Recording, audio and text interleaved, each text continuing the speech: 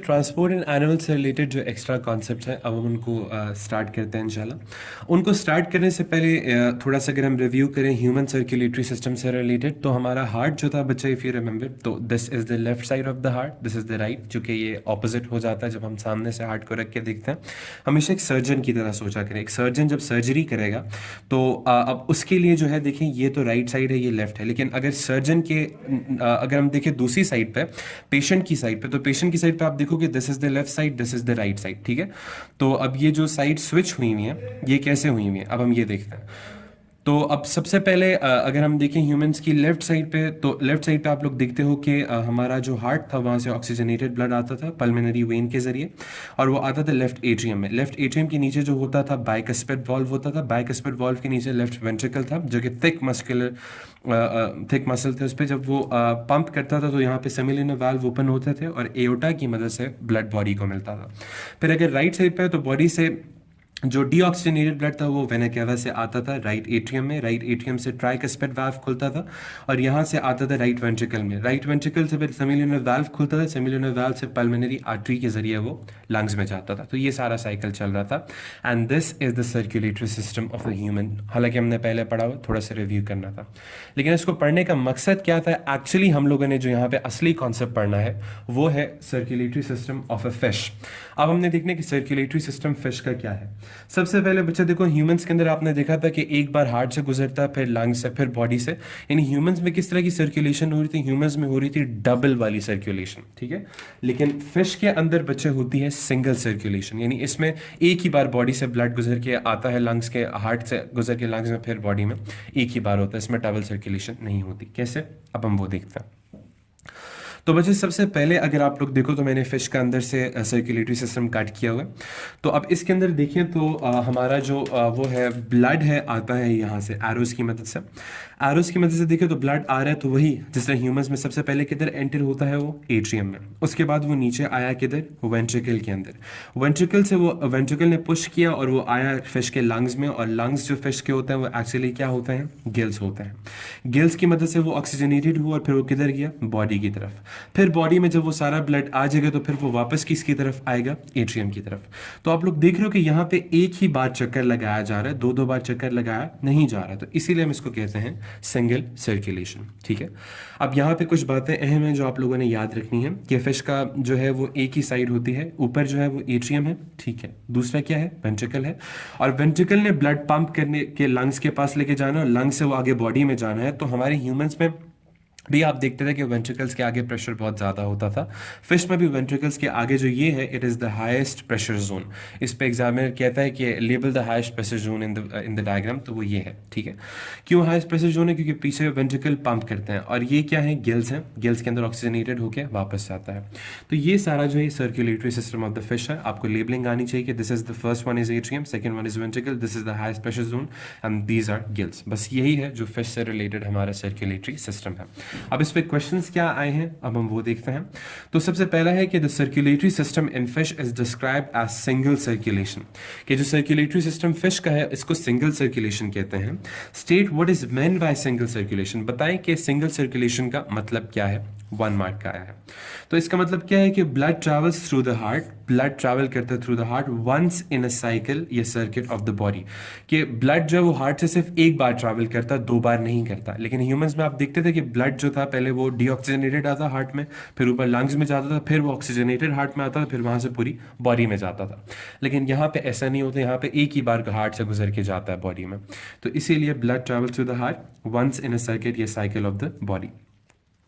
Part B है कि the gills are site for gaseous exchange, gills जो है वो साइट थे गैसियस एक्सचेंज के। State 2 features of a gas exchange surface, बताइए गैस एक्सचेंज सर्फेस के क्या फीचर्स होने चाहिए।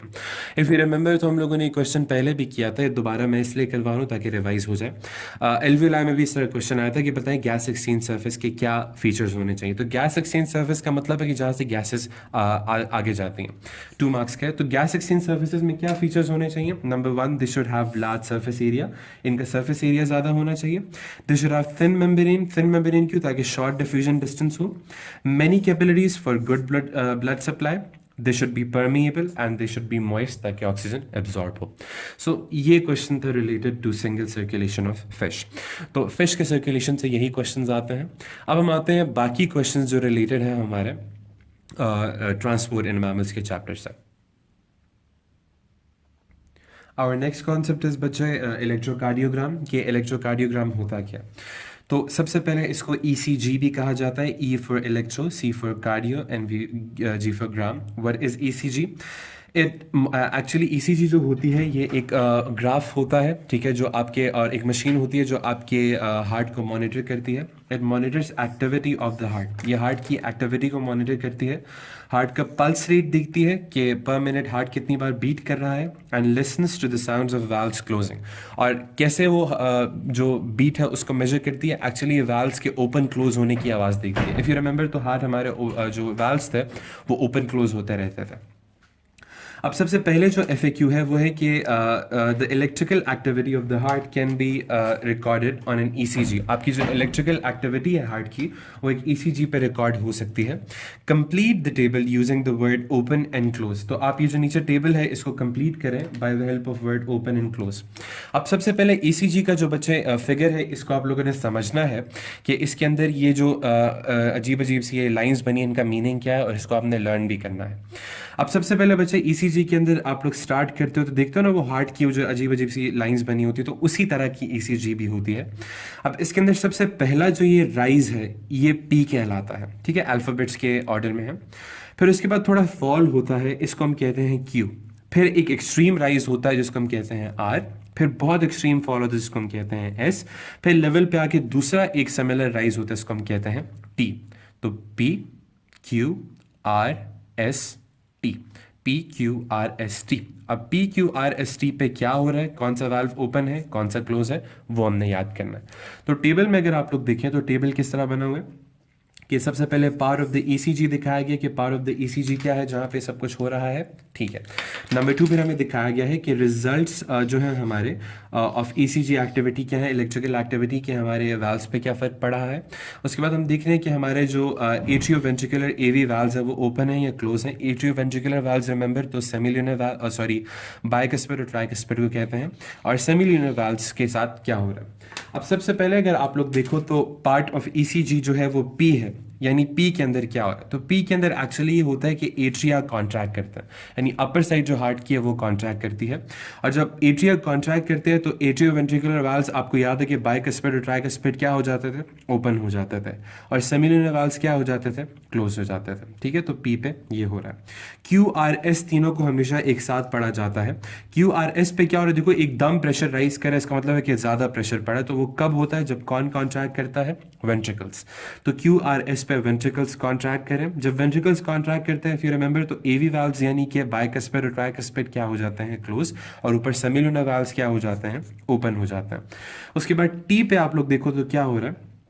T पे ये थोड़ा सा आपको याद करना होगा. T पे एट्रिया और वेंट्रिकल दोनों क्या करते हैं, रिलैक्स करते हैं.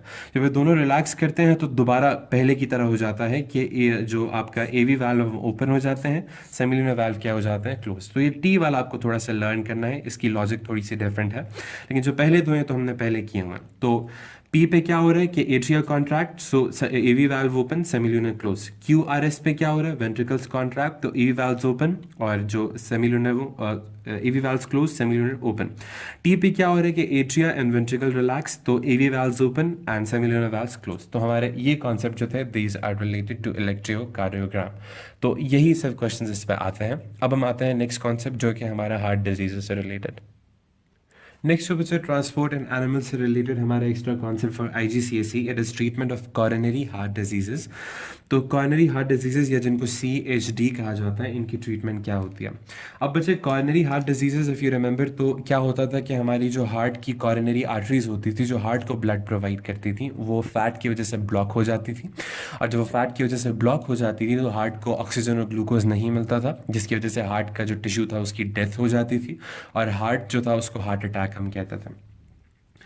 अब ट्रीटमेंट क्या होगी इसकी, तो IGCSE में इसकी ट्रीटमेंट है थोड़ी सी डिटेल।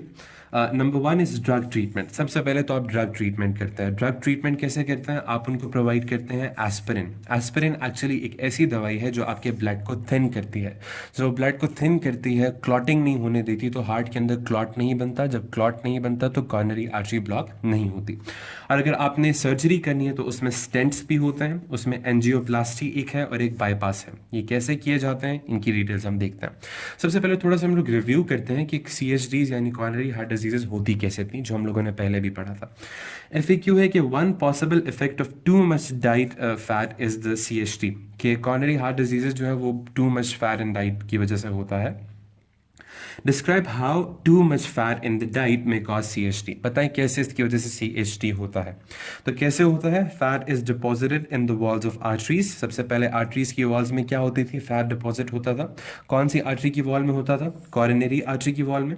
जब कॉर्नरी आर्टरी की वॉल में जो हार्ट को प्रोवाइड करती है ब्लड ब्लॉक हो जाती थी, तो it restricts the blood flow to the arteries. तो blood flow to the arteries क्या हो जाता है, restrict. So less blood flow to cardiac muscles. तो कार्डियक यानी हार्ट के अपने मसल्स को ऑक्सीजन बहुत कम मिलती है। सो लेस न्यूट्रिएंट्स या ऑक्सीजन रीच हार्ट, तो बहुत कम न्यूट्रिएंट्स या ऑक्सीजन हार्ट तक पहुंचते हैं।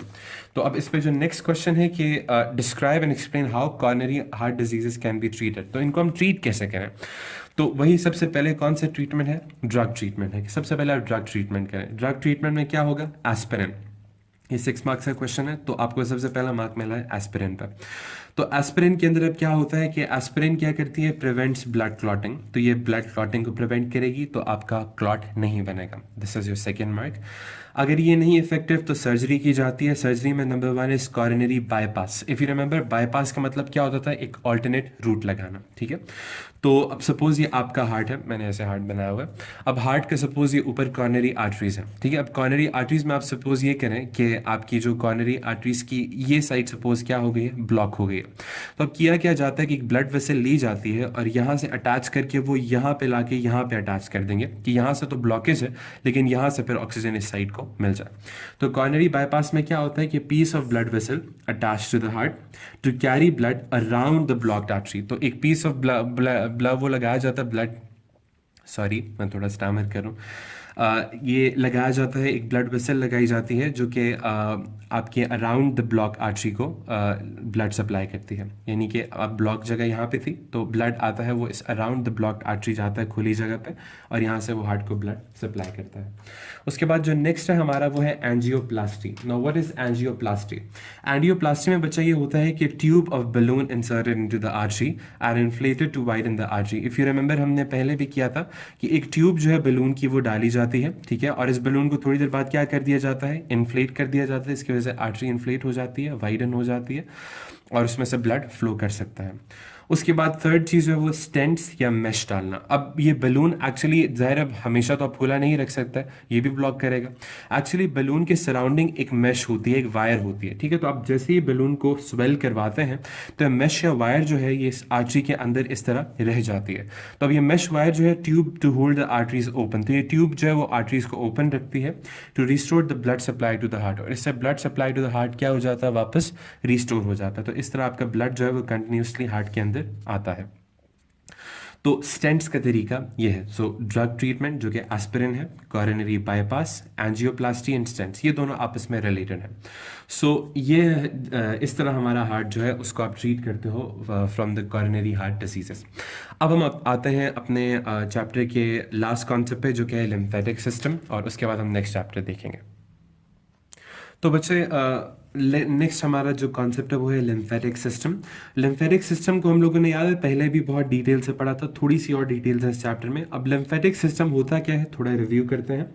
अगर आप लोग आपको याद हो तो हमारा जो स्मॉल इंटेस्टाइन होता था इसमें जो फूड एब्जॉर्ब होता था, तो जो ग्लूकोज थी, अमाइनो एसिड्स थे, तो ये सारी चीज़ें तो किधर चली जाती थी, by the help of hepatic portal vein into the liver. ये हेपेटिक पोर्टल वेन की मदद से किधर जाती थी, लिवर में।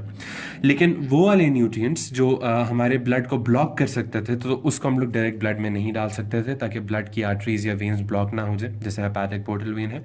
तो उसको हम लोग एक ऑल्टरनेट रूट में डालते थे कि जब तक ब्लड के अंदर इतने न्यूट्रिएंट्स हैं तब तक ना डालें, जब तक ब्लड खाली नहीं हो जाता तब तक नहीं डालेंगे, जब ब्लड से लोड कम हो जाएगा फिर हम फैट्स उसमें डाल देंगे।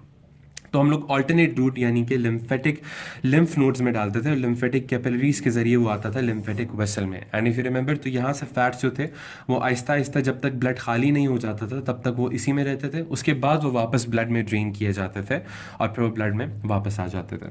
उसके बाद हमने देखा था कि इसके साथ कुछ और भी चीज़ें हैं लिम्फेटिक सिस्टम से जो रिलेटेड है, तो अब हमने उनको पढ़ना है। तो अब हम आते हैं लिम्फेटिक सिस्टम की तरफ।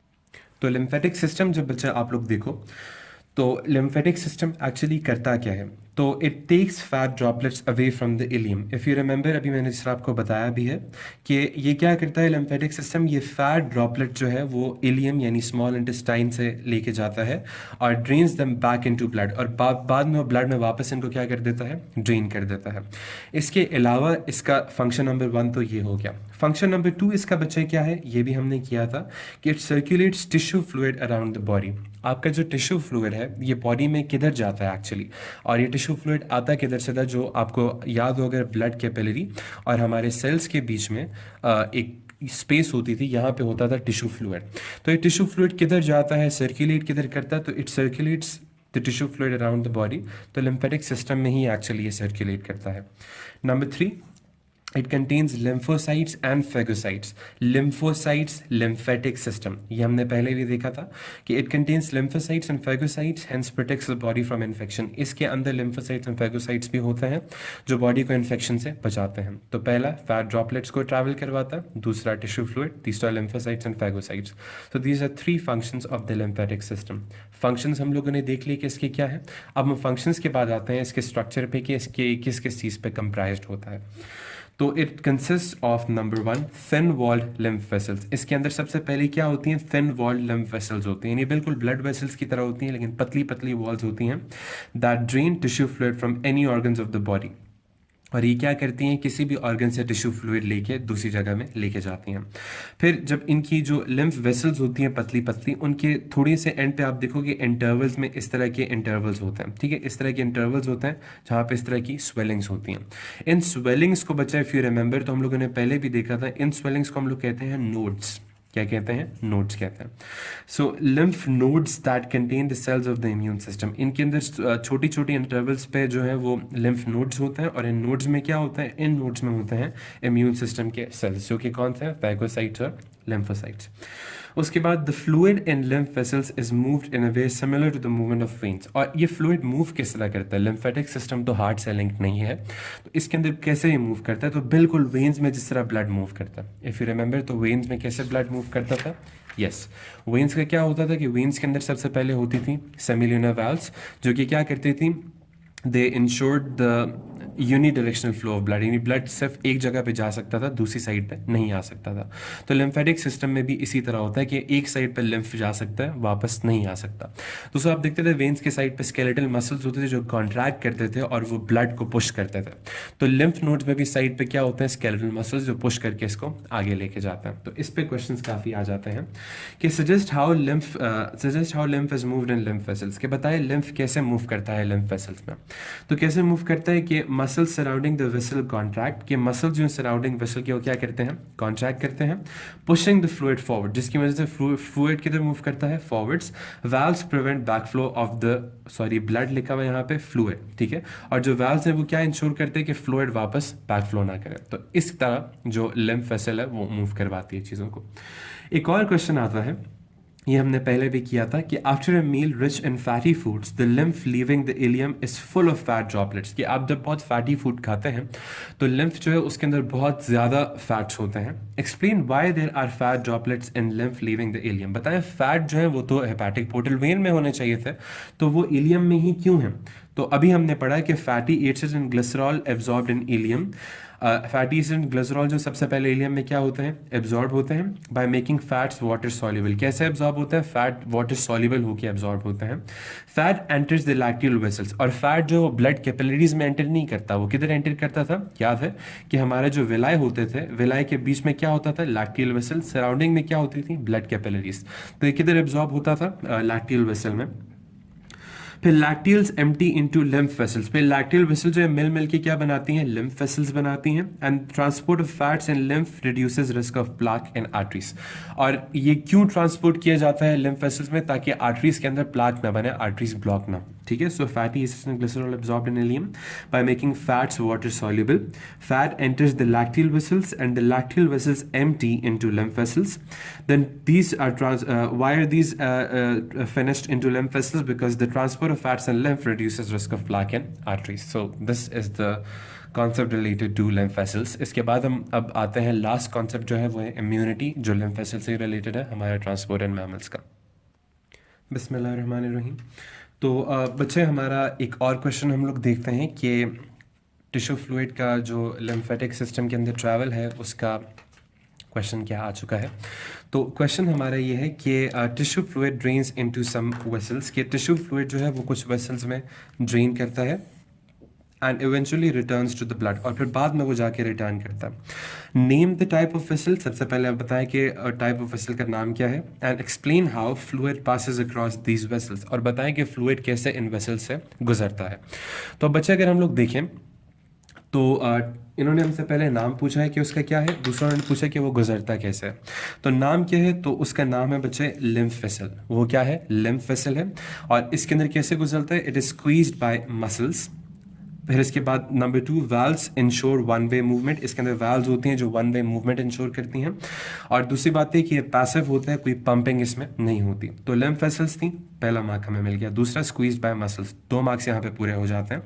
लेकिन फर्दर थोड़ा सा ऐड करने के लिए कि valves ensure one way movement and passive या नॉट पम्प्ड. ठीक है, तो ये सारी चीज़ें जो हैं ये मूवमेंट से रिलेटेड हैं. अब नेक्स्ट कॉन्सेप्ट जो हमारे चैप्टर का वो है डिजीज़ एंड इम्यूनिटी, कि हमारी डिजीजेस कैसे कॉज होती हैं और उनके अगेंस्ट इम्यूनिटी कैसे होती है. इस कॉन्सेप्ट को हम लोगों ने बच्चे जीसीई में वैसे ही बहुत ज़्यादा डिटेल में पढ़ा था. और इफ़ यू रिमेंबर तो हम लोगों ने इम्यूनिटी की 2 टाइप्स पढ़ी थी वहाँ पे, passive immunity and active immunity. लेकिन उसको हमने डिटेल में नहीं पढ़ा था. मैंने आपको कहा था कि वो IGCSE में है, तो इंशाल्लाह अभी हम वही करेंगे. तो अब सबसे पहले डिजीज़ की अगर बात की जाए तो FAQ आता है कि डिफाइन द टर्म पैथोजन. बताएं पैथोजन क्या होता है, 1 मार्क.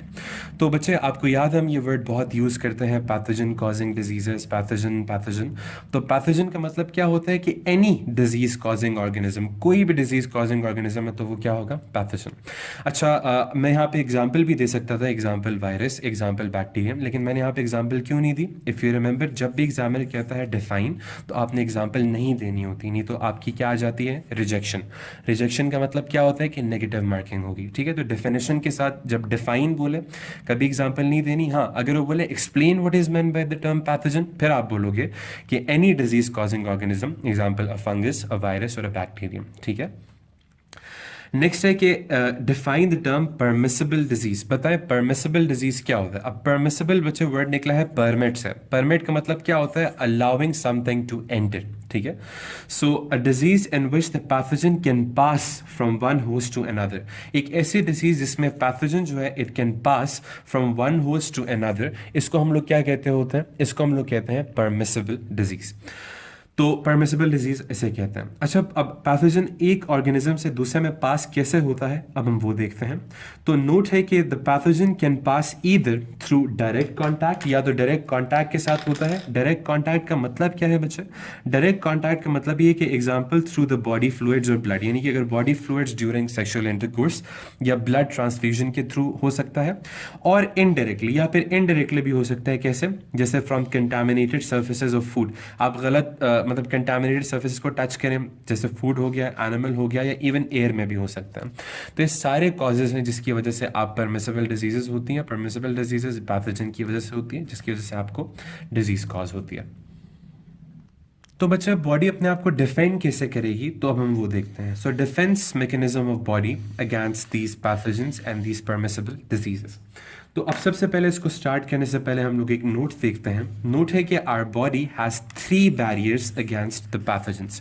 हमारी बॉडी के 3 बैरियर्स होते हैं. इन 3 मरहलों से गुजर के ही आप बीमार होते हो. अगर ये तीनों बैरियर्स नाकाम हो जाए तब बंदा जाके बीमार होता है, नहीं तो अभी तक आप बीमार क्यों नहीं होते. हालांकि millions of bacteria and viruses and fungi हैं, वो एक्चुअली 3 बैरियर्स आपको मुस्तकिल बचा रहे हैं.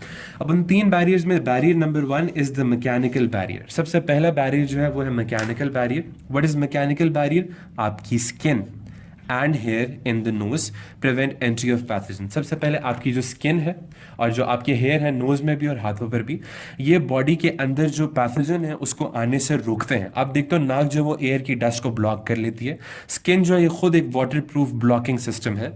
तो सबसे पहला जो है वो मैकेनिकल बैरियर है, इसको कोई क्रॉस नहीं कर सकता। लेकिन सपोज इसको क्रॉस कर लिया पैथोजन ने, तो उसको अब सेकेंड लेवल से गुजरना पड़ेगा जो कि है केमिकल बैरियर।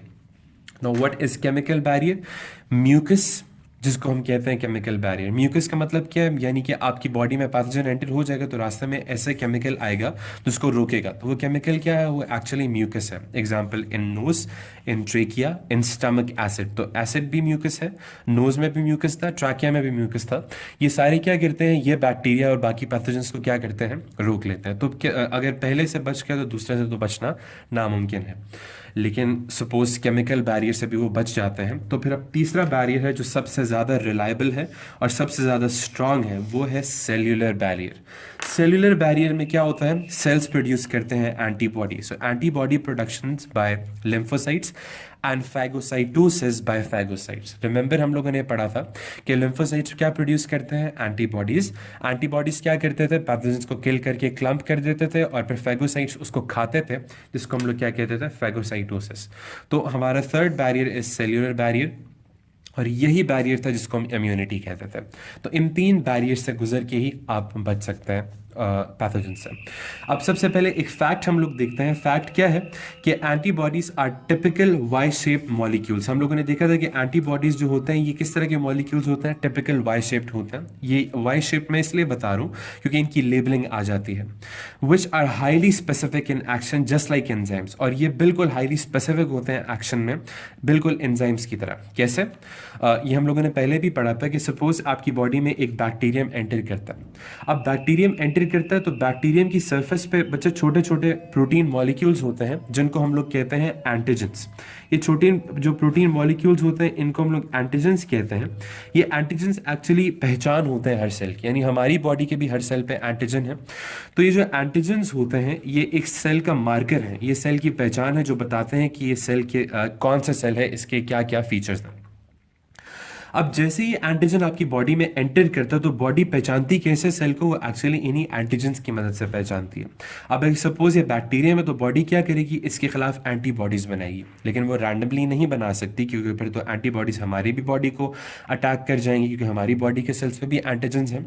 एक्चुअली एंटीबॉडीज जो है हमने जिस तरह पढ़ा कि they are highly specific just like enzymes. तो बॉडी पहले इन एंटीजन्स को रीड करेगी, फिर उसके मुताबिक क्या बनाएगी? एंटीबॉडीज बनाएगी। उसके मुताबिक जो एंटीबॉडीज होंगे वो इसके साथ क्या करेंगे? बाइंड करेंगे और वो इसको क्या कर देंगे? डिस्ट्रॉय कर जाएंगे। ठीक है, तो इस तरह हमारे जो एंटीबॉडीज हैं दे आर हाईली स्पेसिफिक। तो हमने अभी दोबारा पढ़ा कि antibodies are typical Y shape molecules which are highly specific in their action just like enzymes. Each pathogen has its own antigens. हर पैथोजन का क्या होता है? एंटीजन होता है on its surface having specific shape, और हर एंटीजन की क्या होती है? स्पेसिफिक शेप होती है। So specific antibodies are manufactured to bind to that particular antigen. तो स्पेसिफिक एंटीबॉडीज बनाए जाते हैं ताकि उस पर्टिकुलर एंटीजन के साथ क्या कर सकें? अटैच कर सकें। Antibodies lock on the antigens. Antibodies पर क्या करते हैं? अपने आप को लॉक करते हैं, leading to the direct destruction of pathogen, जिसकी वजह से डायरेक्ट डिस्ट्रक्शन हो जाती है पैथोजन की, और marking of pathogen for destruction by phagocytosis. या फिर वो ये करते हैं कि इस पैथोजन को मार्क कर देते हैं कि बाद में फैगोसाइट जो है वो आके इनको क्या कर लें? वो आके इनको इनगल्फ कर लें। तो इस तरह हमारा जो एंटीबॉडीज हैं वो काम करते हैं।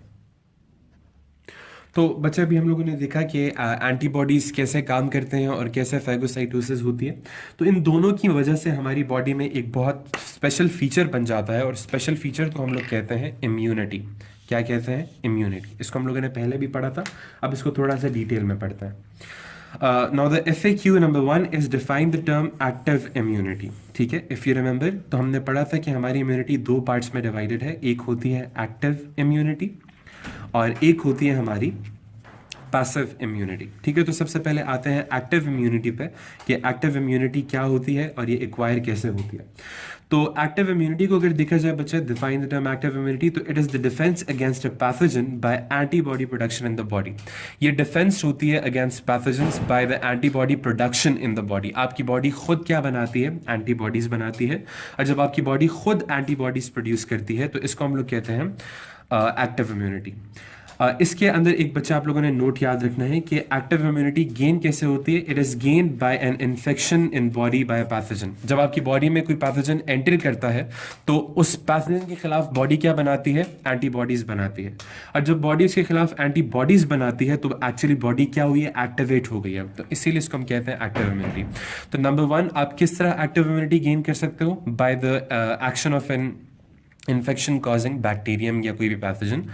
नंबर 2, अब आप इंतज़ार तो नहीं कर सकते कि कोई आपके पास पैथोजन आएगा, आपको वो इफेक्ट करेगा और फिर आपकी बॉडी एंटीबॉडी बनाएगी तो डिफेंस होगा, नहीं।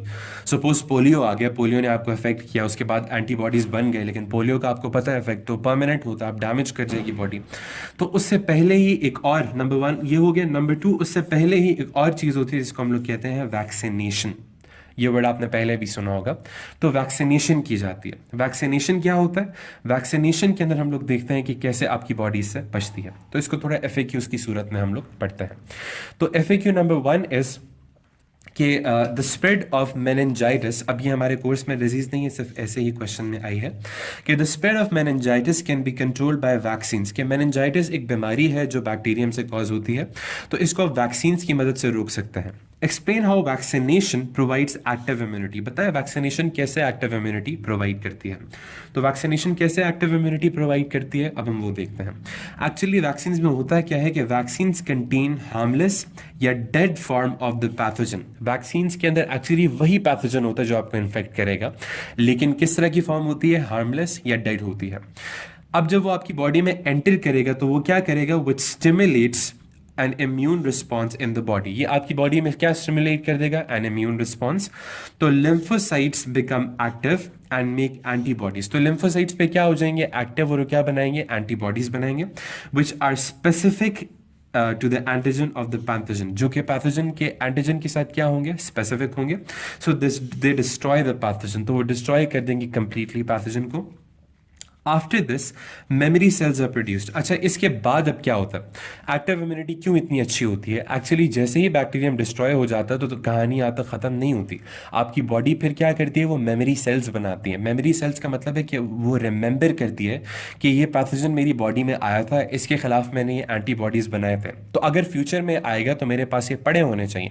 तो मेमोरी सेल्स प्रोड्यूस होते हैं which circulate blood for long time, जो ब्लड के अंदर काफ़ी अरसे तक सर्कुलेट करते हैं। So if body is expose to the same pathogen it gives rapid immune response. तो अगर बॉडी के अंदर दोबारा वो पैथोजन आएगा तो एक रैपिड इम्यून रिस्पॉन्स देगी, hence giving a long term active immunity. तो इस तरह आपकी बॉडी को एक लॉन्ग टर्म एक्टिव इम्यूनिटी हो जाती है। ठीक है, तो ये है एक्टिव इम्यूनिटी और ये इस पे क्वेश्चन आता है, इसको आप एक बार रिपीट करके दोबारा देख लें।